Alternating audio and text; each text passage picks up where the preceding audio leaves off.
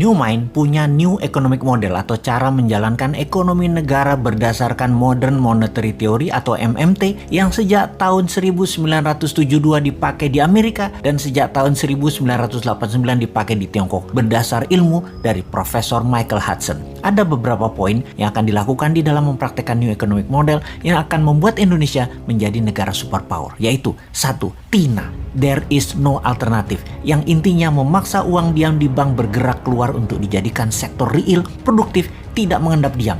Uang deposito dan tabungan oleh pemilik dana diambil dari bank dan diinvestasikan. Cara memaksanya dengan bunga bank deposito 0%. Itulah tidak ada pilihan lain kecuali mengaktifkan uang di bank keluar menjadi lebih produktif. 2. Gold-based transaction. Hal ini tidak perlu dijelaskan lagi. Selain rupiah sebagai alat bayar, maka gramasi emas dijadikan alat tukar yang sah di Indonesia. Quantitative easing.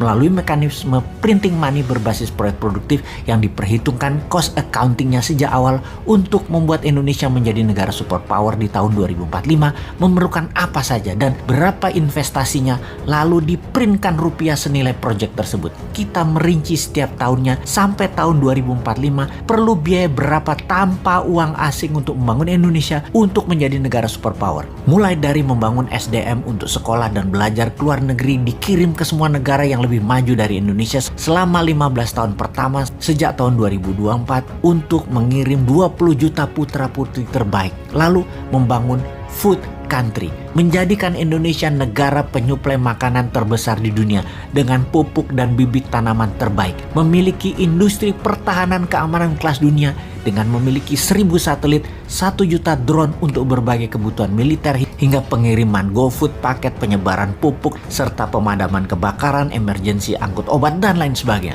Industri film dibuat sejajar Hollywood pun disubsidi pemerintah untuk propaganda Indonesia. Berapa biaya untuk membuat Indonesia menjadi juara Olimpiade?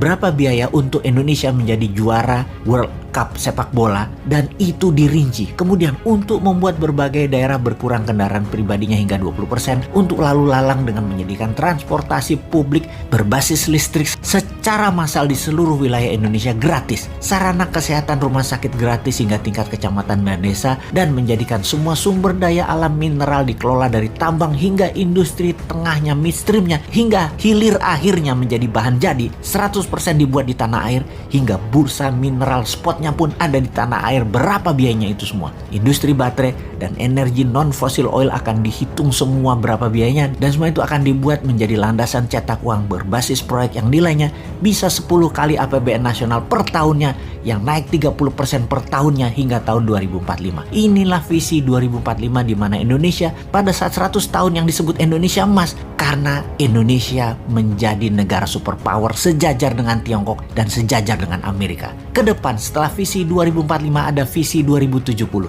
Di tahun 2070 Indonesia telah menjadi pemimpin dunia untuk berperang melawan perubahan cuaca dan melawan globalis cabal yang pastinya akan membuat Indonesia sejak tahun 2070 menjadi pemimpin dunia yang membawa dunia ini damai selama 1000 tahun ke depannya. Indonesia membuat manusia bisa tinggal dan hidup di planet lain, bisa menemukan bumi-bumi yang lain yang bisa ditinggali di galaksi lain. Usia manusia bumi rata-rata 150 tahun, bahkan masih bekerja hingga rata-rata di usia 120 tahun. Indonesia akan memimpin dunia sekali lagi sejak tahun 2070, mengayomi populasi 12 miliar manusia yang sehat, damai, dan sejahtera. Visi awal tahun 2024, pemimpin Indonesia adalah dari kaum New Mind. Pertanyaannya, bagaimana agar visi 2045 dan visi 2070 ini diterima? Dan bagaimana agar tahun politik di 2024 konsep New Mind ini ada di platform semua yang akan menjadi calon pemimpin Indonesia ke depan?